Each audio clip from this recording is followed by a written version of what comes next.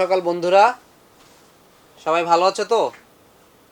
আমি আশা করি সবাই ভালো আছো, সুস্থ আছো। আমিও ভালো আছি তোমাদের দোয়ায়। সো আমরা আজকে ইংলিশ ফার্স্ট পেপারের সেকেন্ড ক্লাসটা শুরু করতে যাচ্ছি, যেটা আমরা গত ক্লাসে শেষ করেছিলাম, সেখান থেকেই আবার শুরু করব। ঠিক আছে? সো আমরা কোয়েশ্চেন নাম্বার 1, 2 আর 3 শেষ করেছিলাম। আজকে কোয়েশ্চেন নাম্বার 4 দিয়ে শুরু করতে চাই। কোয়েশ্চেন 4। ওকে, সো তোমাদের টেক্সট বুকের পেজ নাম্বার 196 যদি তোমাদের সাথে থাকে, textbook page number 196 open করো। Page 196।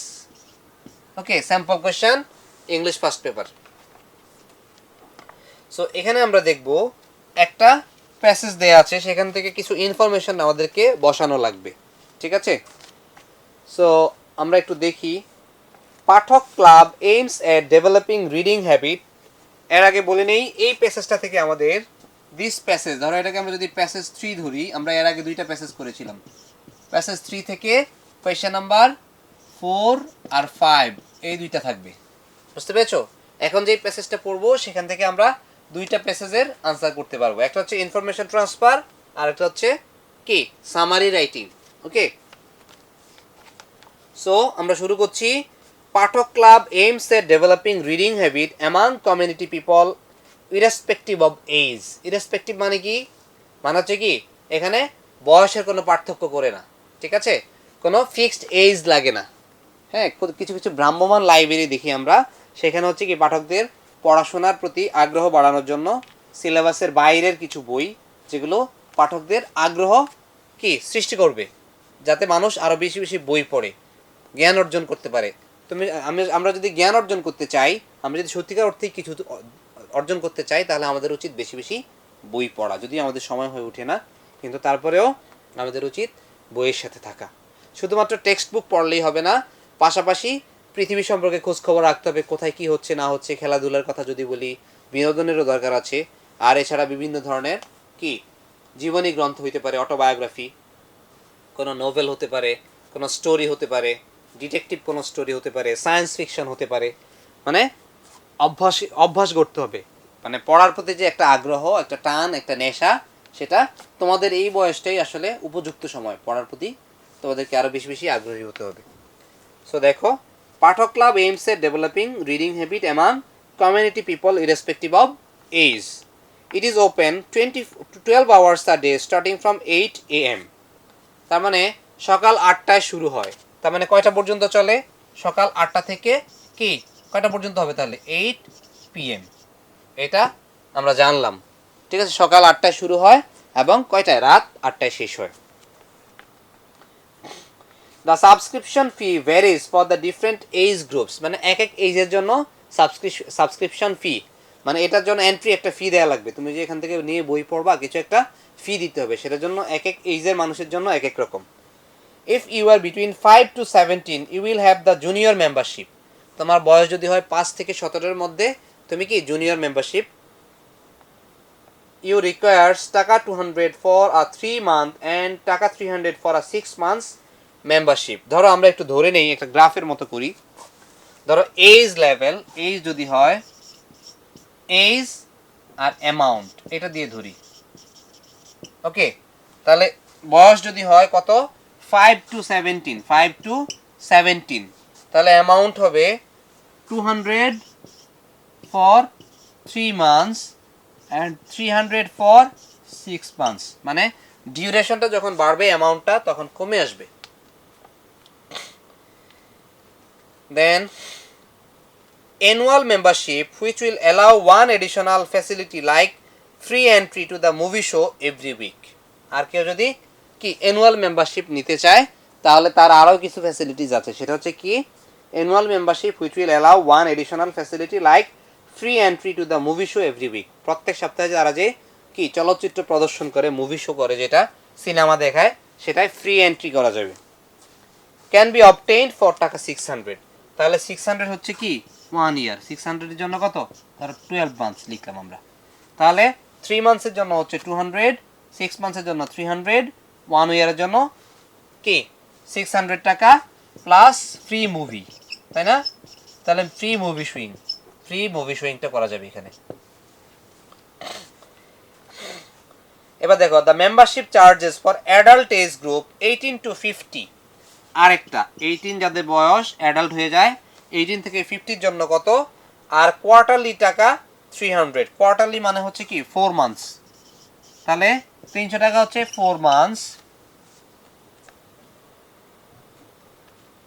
More then the 6 month membership fee.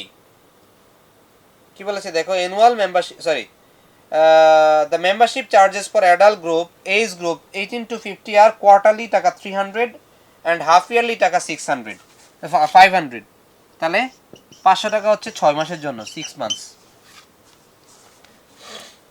annual membership charge is টাকা 300 more than the 6 month membership, তাহলে 6 month এ যদি 500 হয় annual হবে 800, 800 হচ্ছে 12 months এর জন্য। and it comes with the facility to access the movie library plus free access to movie library, এই এক বছরে যারা তাদের জন্য, তাহলে তারা কি মুভি লাইব্রেরিতে যেতে পারবে যখন খুশি তখন। ওকে, এটা হচ্ছে অ্যাডাল্ট। এটা ছিল প্রথমটা ছিল চিলড্রেন, এটা হচ্ছে অ্যাডাল্ট, ADULT অ্যাডাল্ট। আর শেষে আরেকটা আছে সেটা হচ্ছে সিনিয়র মেম্বারশিপ, এজ কত 50 অ্যাবাভ 50, তার মানে কি 50 প্লাস 50-এর বেশি যে কোনো মানুষ, যেটা সেটা হচ্ছে কি কি মেম্বারশিপ, সিনিয়র মেম্বারশিপ, এটা হচ্ছে সিনিয়র গ্রুপ। ওকে, সিনিয়র তাদের জন্য কি অবস্থা দেখি, senior membership is for people about 50 who have to pay টাকা 100 কোয়ার্টারলি, তাহলে 100 টাকা হচ্ছে প্রতি 4 মাসে, ঠিক আছে, এন্ড টাকা 200 হাফ ইয়ারলি, 200 টাকা 6 মাসের জন্য। Yearly membership for them is টাকা 300, আর 300 টাকা হচ্ছে 12 মাসের জন্য, 12 মান্থের জন্য। Also allow them free access to the movie library along with home delivery and pick up facilities, তাহলে দেখো এটা সাথে হচ্ছে কি মুভি লাইব্রেরি প্লাস কি মানে এটাকে বলে কি ট্রান্সপোর্ট বলতে পারি আমরা, মানে কি বাসা বাড়িতে যাওয়া আসাটাও ফ্রি। সো তিনটা ক্যাটাগরি, প্রথমটা ছিল চিলড্রেন গ্রুপ 5 থেকে 17 ইয়ার্স, হ্যাঁ 3 মান্থসের জন্য 200, 6 মান্থসের জন্য 300, আর 12 মান্থসের জন্য 600, প্লাস তাদেরকে ফ্রি মুভি দেখার ফ্যাসিলিটিস দিবে পার উইক 1। আর অ্যাডাল্টদের জন্য যাদের এজ কিনা 18 থেকে 50 তাদেরকে 4 মান্থসের জন্য 300, 6 মান্থসের জন্য 500, আর 12 মান্থসের জন্য 800 plus free access to movie library. আর 50 প্লাস যারা সিনিয়র মেম্বার যারা তাদের জন্য 4 মান্থস 100, 6 মান্থস 200, 12 মান্থস 300 প্লাস তাদের movie library free entry access plus transport facility, মানে কি তাদেরকে বাসা থেকে নিয়ে আসা আবার বাসায় দিয়ে আসা, এই হচ্ছে অবস্থা। এটা এজন্যই করলাম, এই গ্রাফটা আমাদের একটু পরে কাজে লাগবে। দেখো প্রথমটা কি ছিল, অবজেক্টিভ আর cultivating reading habit, Pathak club details, see this one, this graph, this box. Opening hours from 8 AM to -PM, কত 8 AM to 8 PM, তাই না? তাহলে আমরা 1 নাম্বারটা পেয়ে গেলাম, 1 নাম্বারের অপশন হবে 8 PM, যেহেতু লেখা আছে আমরা PM লিখবো না। নাম্বার 1 হচ্ছে কি 8 AM to 8 PM। এবার নাম্বার 2 তে দেখো মেম্বারশিপ টাইপ, এজ কাদের 15 থেকে 5 থেকে 17, এজ হচ্ছে কাদের জুনিয়রদের, তাই না? তাহলে আমরা লিখবো এখানে জুনিয়র। ওকে, জুনিয়র গ্রুপের এজ হচ্ছে 5 থেকে 17 এর মধ্যে, আর যেগুলো ইনফরমেশন আছে সেগুলো আমরা দেখলাম। আর অ্যাডাল্টদের জন্য দেখো, অ্যাডাল্টদের আমরা দেখেছিলাম এজ গ্রুপ হচ্ছে 18 থেকে 50, আর কোয়ার্টারলির জন্য লাগে 300 টাকা অ্যাডাল্টদের 300, আর কি হাফ ইয়ারলির জন্য লাগে 500, আর অ্যানুয়ালি কত 800। তাহলে আমরা লিখবো কত টাকা 800, তাহলে 3 নাম্বার হবে 800, 800। আর ফোন নাম্বারে কি বলছে, তাদের কি ফ্যাসিলিটিস, এডিশনাল কি ফ্যাসিলিটিস আছে, কি access to the movie library. So আমরা ফোন নাম্বার লিখবো access to the movie library. Okay, access to the movie library. আর শেষে কি আছে, সিনিয়র গ্রুপের এজ লিমিট কত, 50 অ্যান্ড অ্যাভাব। তাহলে আমরা লিখব 50 অ্যান্ড অ্যাভাব। ওকে, এই হচ্ছে আমাদের ইনফরমেশন টেবিল। এটা খুবই সহজ, তাই না? খুবই ইজি একটা টপিক। আমরা যদি একটু চেষ্টা করি তাহলে আমরা নিজেরাই পারবো। তাহলে আমরা যখন স্টোরিটা পড়বো তখন নিজেরা একটু ড্রাফট করে নিব, ঠিক আছে? কোয়েশ্চেনের ব্যাক পেজেও আমরা চাইলে করতে পারি। হ্যাঁ, আমরা একটু কি করব, ড্রাফটটা আগে করে নিব। নিজেরা যদি একটু ড্রাফটটা করে নেই তাহলে এখানে আমাদের ক্যালকুলেশন করতে খুব ইজি হবে। তাহলে আমি তোমাদেরকে প্রসেসটা শিখিয়ে দিলাম কিভাবে তোমরা করবে। এই হচ্ছে নাম্বার 4। এবার আমরা একটু সামনের দিকে আগাতে চাই। Okay, number 3 item is over, sorry number 4 item is over. তাহলে আমরা শিখলাম 4 নাম্বার কোয়েশ্চেন 4 এ কি আছে, কোয়েশ্চেন 4 এ আছে কি, fill in the blanks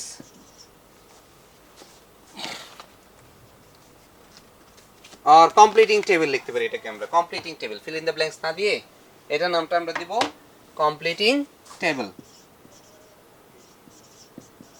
completing table marks হচ্ছে কত, 1 ইচ, টোটাল 5টা, 5 মার্কস।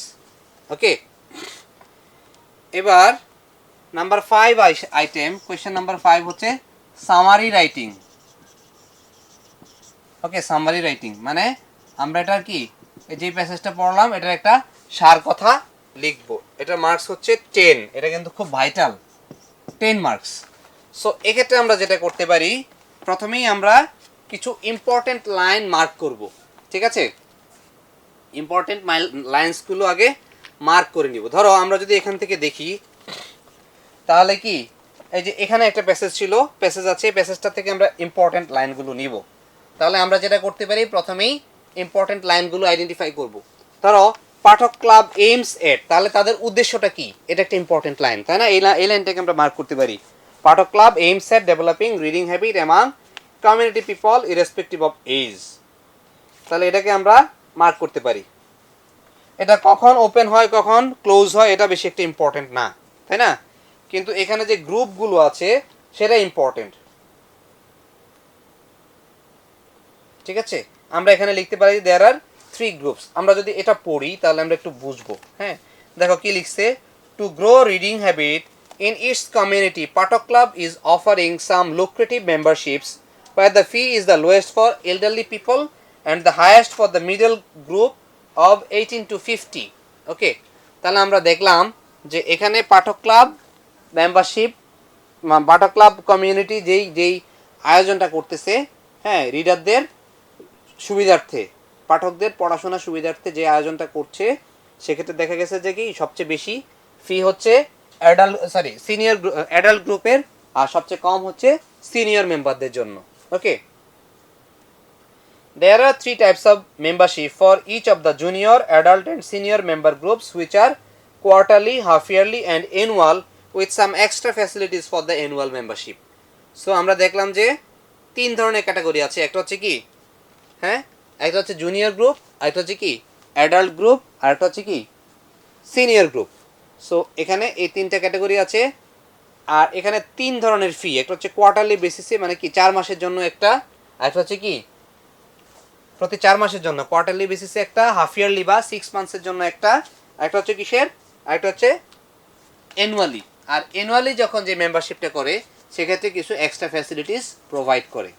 ওকে, এ হচ্ছে নাম্বার 5। এবার নাম্বার 6 এ আমরা দেখতে পাই, কোয়েশ্চেন নাম্বার 6 এ কি আছে দেখি, সরি কোয়েশ্চেন নাম্বার 6, এটা আর আমাদের এক্সট্রা করে দরকার নাই, এটা প্যাসেজ 3 আর 4, প্যাসেজ 3 হচ্ছে 4 5 এর জন্য, ঠিক আছে? তাহলে কোয়েশ্চেন 4 এ কমপ্লিটিং টেবিল আর কোয়েশ্চেন 5 এ সামারি রাইটিং। এবার নাম্বার 6 হচ্ছে একটা ম্যাচিং থাকবে, সাবস্টিটিউশন ম্যাচিং। ম্যাচিং এর মার্কস হবে 5, মানে 1:5 = 5, টোটাল 5 মার্কস। সো এখানে কোনো একটা ঘটনা নিয়ে লিখতে পারে, কোনো মানে মানুষের জীবনী নিয়ে লিখতে পারে, কোনো একটা ইম্পর্টেন্ট ইভেন্ট নিয়ে লিখতে পারে। সো আমরা এগুলোকে শুধু লিঙ্ক করব, ঠিক আছে? যেমন ধরো এখানে আছে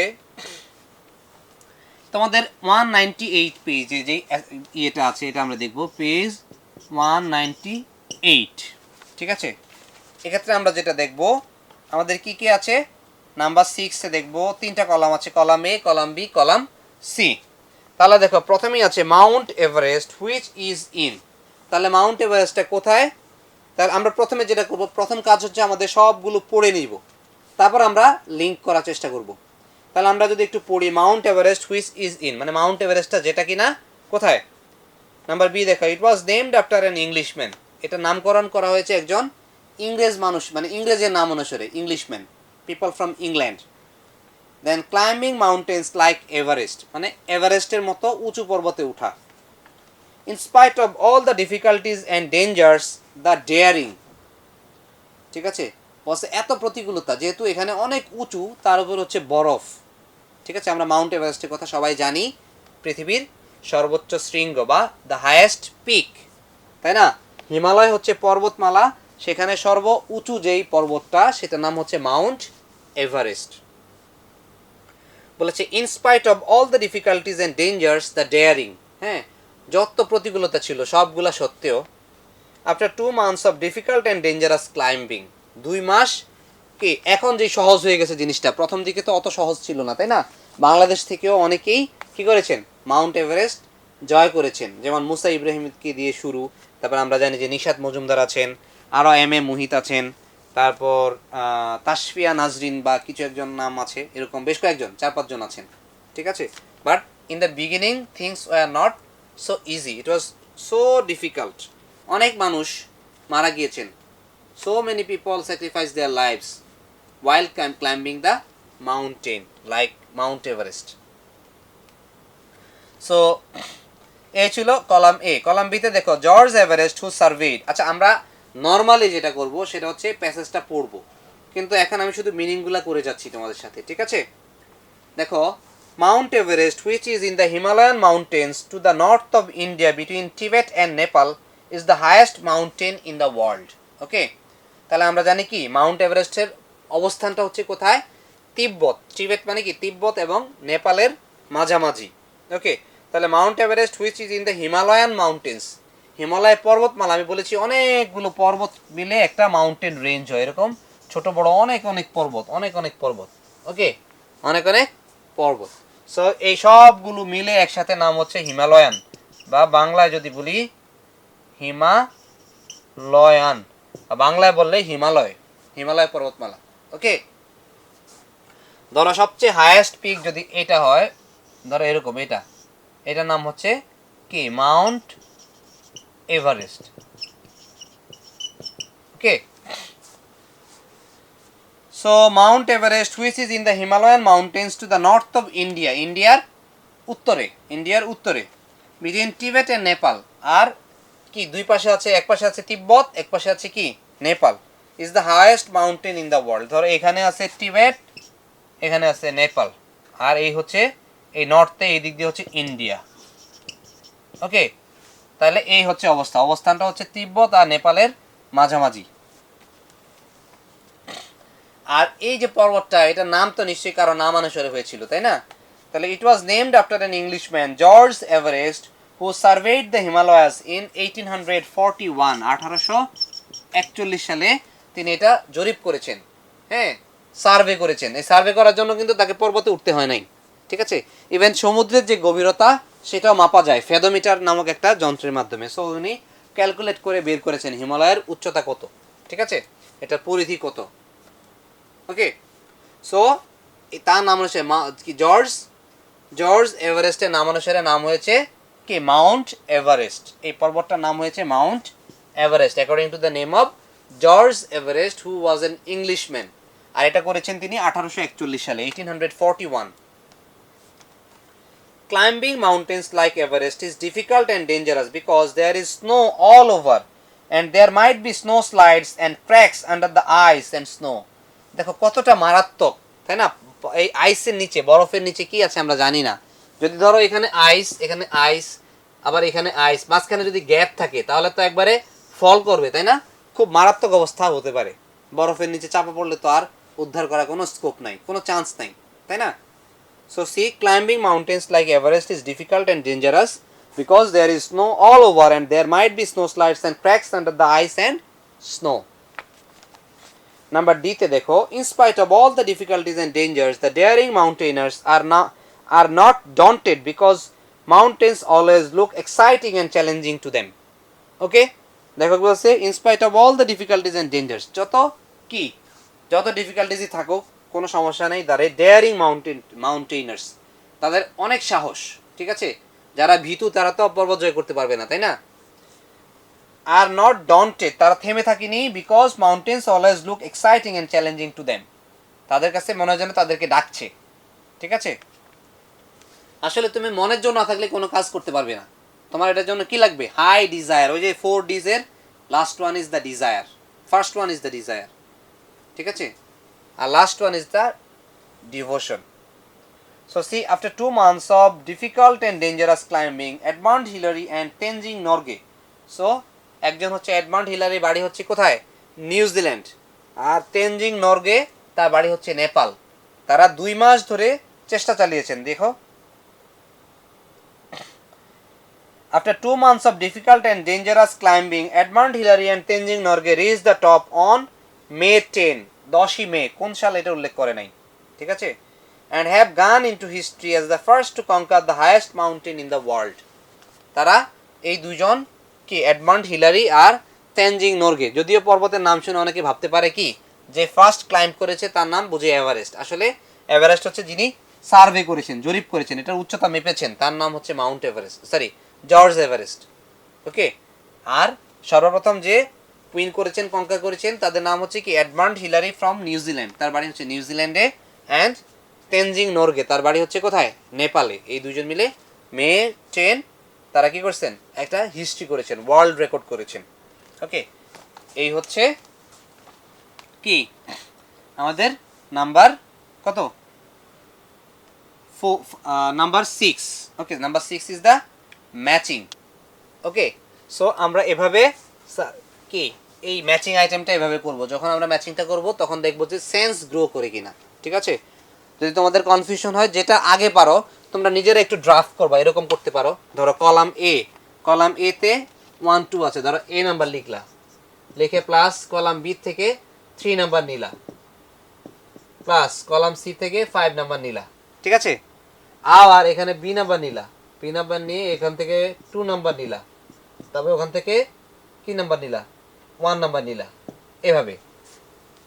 যদি দেখো যে 4টা হয়ে গেছে তাহলে তো একটা অটোমেটিক্যালি হবে, আর এগুলো আগে নিজেরা পেন্সিল দিয়ে ড্রাফট করবে, তাহলে খুব ইজিলি করতে পারবে।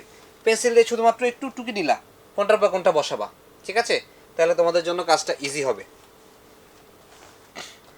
এবার আমরা যাব একটা পরবর্তী আইটেম, এটা হচ্ছে কোয়েশ্চেন নাম্বার 7 এ চলে যাব এখন। তার আগে আমি একটু বোর্ডটা ক্লিন করে নিই।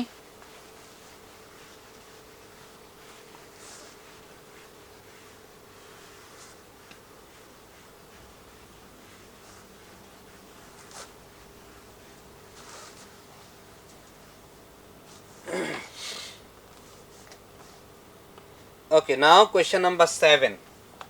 কোয়েশ্চেন নাম্বার 7 এ আমাদের থাকবে হচ্ছে রিঅ্যারেঞ্জমেন্ট।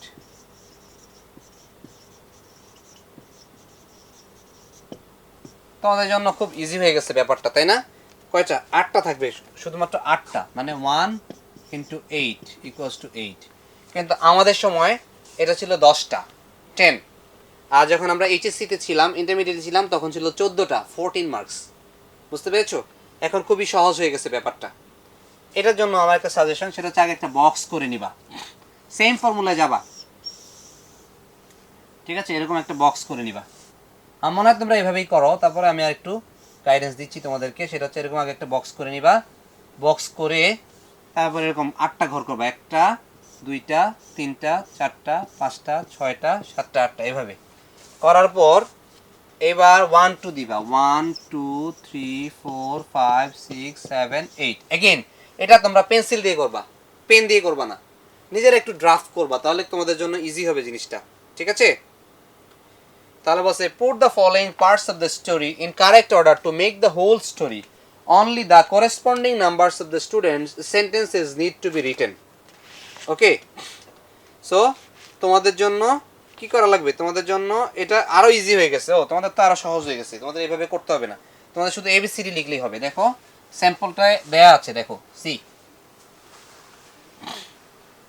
তোমরা স্যাম্পলটা দেখে দেখে করবে। এই যে পেজ 199 আছে দেখো। তাহলে দেখো এখানে কি নিয়ে কথা বলছে। আমরা আগে যেটা করব সেটা হচ্ছে আগে স্টোরিটা পড়বো, সিকোয়েন্স ওয়াইজ পরে সাজাবো, আগে আমাদেরকে পড়তে হবে, বুঝতে হবে। ওকে, সো আমরা একটু পড়ে দেখি। প্রথমে বলেছি the fox said what a noble advice it is, then he carried the turtle to the river and let it go. ঠিক আছে, আর শিয়াল বলল কি what a noble advice it is, কত মজার চমৎকার একটা idea. Then he carried the turtle to the river and let it go. তারপর সে কি করলো, কচ্ছপটাকে কি করলো, হ্যাঁ পানিতে ছেড়ে দিল, নদীতে ছেড়ে দিল এবং তাকে যেতে দিল। The fox began to shout, you are okay, come now dear, but the turtle raised his neck and said, here there are more cunning animals than you. ফক্সটা চিৎকার করে বলছে, শিয়াল বা শিয়ালটা চিৎকার করে কি বলছে দেখো, you are okay, come now deer, তুমি কি ঠিক আছো, ঠিক আছে এদিকে আসো। But the turtle raised his neck and said, এরকম গলাটাকে উঁচু করলো টার্টেল এবং কি বললো দেখো, here there are more cunning animals than you, শিয়াল নিজেকে সবচেয়ে চালাক প্রাণী ভাবে। তখন সে বলছে, টার্টেল বা কচ্ছপটা বলছে যে না, তোমার থেকেও এখানে কি জ্ঞানী প্রাণী আছে, চালাক আছে। The turtle began to make more distance and by noticing it, tears came to the fox's eyes. ঠিক আছে, আর কি টার্টলটা কি করলো, ডিস্টেন্স আরো বাড়াতে লাগলো, আরো বেশি বেশি ডিস্টেন্স বৃদ্ধি করতে লাগলো, মানে দূরত্ব বাড়াতে লাগলো। অ্যান্ড বাই নোটিসিং ইট, আর এটা দেখে লক্ষ্য করে, tears came to the fox's eyes, আর শিয়ালের চোখে পানি চলে আসলো। The shouting of the fox, number D, the shouting of the fox got gradually softer, আর ফক্স যে শাউট করতেছিল সেটা আস্তে আস্তে কি কোমল, মানে গলার জোর কমে যাচ্ছিল। আমি যদি চিৎকার করে কাউকে ডাকি, চিৎকার করে ডাকতে থাকলে কতক্ষণ ডাকা যাবে, আস্তে আস্তে গলা স্বর নরম হয়ে আসবে। Once a hungry fox captured a turtle to eat and said, how hard your body is. ঠিক আছে, একবার একটা ক্ষুধার্ত শিয়াল, হাংরি ফক্স কি করলো, একটা কচ্ছপকে ধরে ফেললো, ধরে বলতেছে যে তাকে খাবে। হ্যাঁ, বলতেছে যে capture and turtle to eat and said, তাকে ধরলো খাওয়ার জন্য এবং বললো কি, how hard your body is, তোমার শরীরটা কত শক্ত। The fox said, I am here, don't waste my time, আরে আমি তো এখানেই, আমার টাইম ওয়েস্ট করো না, come quick while you are soft enough, বলছি কি তাড়াতাড়ি আসো, তুমি তো কি অনেক কোমল, অনেক soft. The turtle began to dive and make a great distance between them. ঠিক আছে, বলছে the turtle began to dive and make a great distance between them, যেহেতু শিয়ালটা তাকে ধরতে আসতেছিল, তাই কি করছে, ডাইভ দেওয়ার চেষ্টা করলো, টার্টলটা ডাইভ দিয়ে ডিস্টেন্সটা বাড়ানোর চেষ্টা করলো। The cunning turtle said, let me go to the river to soften my body. এবার সে বলতেছে কি, ঠিক আছে আমাকে একটু কোথায় যেতে দাও, নদীতে যেতে দাও, যাতে করে আমি আমার বডিটাকে কি করতে পারি, সফট করে আসতে পারি। আসলে শিয়ালটাকে সে বোকা বানানোর চেষ্টা করলো। এবার দেখো প্রথমেই যদি আমরা নাম্বার ই লিখি কি হবে, আনসারের সিকোয়েন্সটা এখানে দেয়া আছে, এখানে আমাদের লিখতে হবে এই কথাগুলো, the parts of stories can appear in the following order. E number লিখবো, তাহলে ই নাম্বারে কি আছে, one day a hungry fox captured a turtle to eat and said, how hard your body is. So আমরা গল্পটা পড়ে শিখলাম যে প্রথমেই এটা একটা শিয়াল আর একটা কচ্ছপের গল্প। সো প্রথমেই একটা ক্ষুধার্ত শিয়াল কি করলো, একটা কচ্ছপকে ধরে ফেললো খাওয়ার জন্য, আর বললো যে তোমার বডিটা কত শক্ত। তারপর হবে এইচ নাম্বার, ই এর পর এইচ, এইচে কি বলছে, the cunning turtle said, let me go to the river to soften my body, আমার শরীরটা তো অনেক শক্ত, ঠিক আছে আমাকে একটু ছেড়ে দাও, আমি একটু রিভারে যাই, তাহলে পানি লাগলে আমার শরীরটা নরম হবে, মানে তাকে বোকা বানানোর চেষ্টা।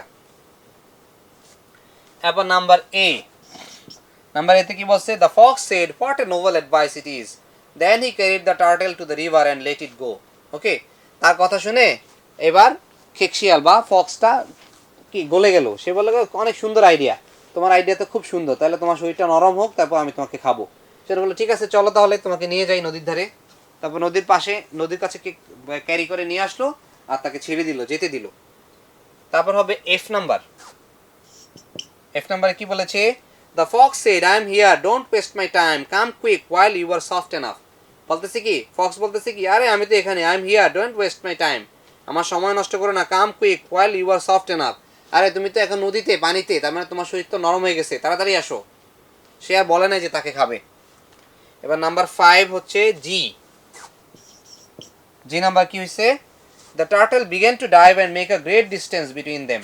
আর টার্টেলটা ভাবলো যে এই সুযোগ পালানোর, সে করলো কি বেশি বেশি ডাইভ দিল এবং তাদের ডিস্টেন্সটা বেড়ে গেল। এরপর হবে বি নাম্বার। বি নাম্বার কি বলছে? The fox began to shout, you are okay, come now dear, but the turtle raised his neck and said, here there are more cunning animals than you. এবার শিয়াল তো চালাক, সে বলছে যে ঠিক আছে আসো, তুমি তো ওকে, এখন আর লাগবে না, তুমি যথেষ্ট নরম হয়েছো, এখন এখানে আসো। আর শিয়ালটা তাকে টার্টলটা তাকে বলছে কি, বলছে যে এখানে তোমার থেকেও অনেক চালাক প্রাণী আছে, তুমি শুধু চালাক না, ঠিক আছে। দেন ডি নাম্বার হচ্ছে কি, the shouting of the fox got gradually softer. আর চিৎকার আর জোরে জোরে করতে পারতেছে না, তার গলার স্বরটা আস্তে আস্তে কি নিচু হচ্ছে। তার মানে কি, তার মানে হচ্ছে কচ্ছপটা আস্তে আস্তে দূরে চলে যাচ্ছে। আর একটা বাকি থেকে, সেটাই হচ্ছে লাস্ট ওয়ান, সি নাম্বার। কি হবে? The turtle began to make more distance and by noticing it tears came to the fox's eyes. আর সে আরো বেশি বেশি ডিস্টেন্স তৈরি করলো, আর এটা লক্ষ্য করে কি হলো, শিয়ালের চোখে পানি চলে আসলো, যাতে তার শিকারটা চলে গেল। তার মানে সে আর কি করতে পারবে না, টার্টলটাকে খেতে পারবে না। ওকে, এটা হচ্ছে নাম্বার 7 আইটেম। এবার আমাদের লাস্ট আইটেম হচ্ছে রাইটিং আইটেম। কি আইটেম? রাইটিং। আমাদের 8 নাম্বারে থাকবে, কোয়েশ্চেন নাম্বার 8-এ থাকবে প্যারাগ্রাফ। প্যারাগ্রাফের মার্ক হচ্ছে 10। ওকে, তোমরা আগেও করেছিলে প্যারাগ্রাফ, এই বছরও প্যারাগ্রাফ আছে 10 মার্কস। তারপর থাকবে কোয়েশ্চেন 9। কোয়েশ্চেন 9-এ থাকবে কি, story writing, completing story.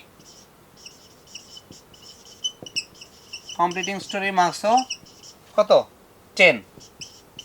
Okay, completing story is also 10। তারপর কোয়েশ্চেন নাম্বার 10, এটা হচ্ছে একটা গ্রাফ থাকবে। ওকে, চার্ট। এটাকে তোমাদেরকে একটু ন্যারেট করতে হবে। একটা চার্ট দেয়া থাকবে, গ্রাফ দেয়া থাকবে, গ্রাফটাকে ন্যারেট করবে। তাহলে এখানে আমরা লিখতে পারি গ্রাফ, গ্রাফের মার্কসও 10। এবার কোয়েশ্চেন 11। কোয়েশ্চেন 11টা কি? কোয়েশ্চেন 11 থাকবে একটা ইমেল। ওকে, আমাদের ইমেল যেহেতু আগেও ছিল, আমরা জানি কিভাবে লিখতে হয়। ইমেলের মার্কস তো 10। ওকে, আর লাস্ট আইটেম যেটা, সেটা হচ্ছে ডায়ালগ। কোয়েশ্চেন নাম্বার 12, এটা হচ্ছে একটা ডায়ালগ, এটা মার্কস তো 10। এই টোটাল আমাদের 100 মার্কস। এই হচ্ছে তোমাদের ফার্স্ট পেপারের সামারি। ওকে, এভাবে আসবে। তোমরা বইটা পাওয়ার পর লেসনগুলো পড়বে, ইন্টারেস্টিং লেসন। আমরা সামনের ক্লাসগুলোতে এগুলো নিয়ে ডিটেলস, গ্রাজুয়ালি আমরা ডিটেলস যাবো, ঠিক আছে। বাই দিস টাইম তোমরা যেটা করবা, তোমাদের হাতে যখন বই পৌঁছাবে, পৌঁছানো মাত্র তোমরা স্যাম্পল কোয়েশ্চেনটা দেখবে, তাহলে তোমাদের একটা আইডিয়া হবে কী ধরনের প্রশ্ন আসতে পারে, ঠিক আছে। আর আমাদের সময় যেটা হতো, আমরা মজার বই পেলেই হাতে, বইটা কখন শেষ হবে, মজার কি স্টোরি আছে, সেগুলো পড়ে শেষ করে ফেলতাম। সো নিজে নিজে চেষ্টা করো, তাহলে সফলতার দিকে এগিয়ে যেতে পারবে। ঠিক আছে, শেষ করছি আমাদের আজকে ক্লাস। সবাই ভালো থেকো, সুস্থ থেকো, আল্লাহ হাফিজ।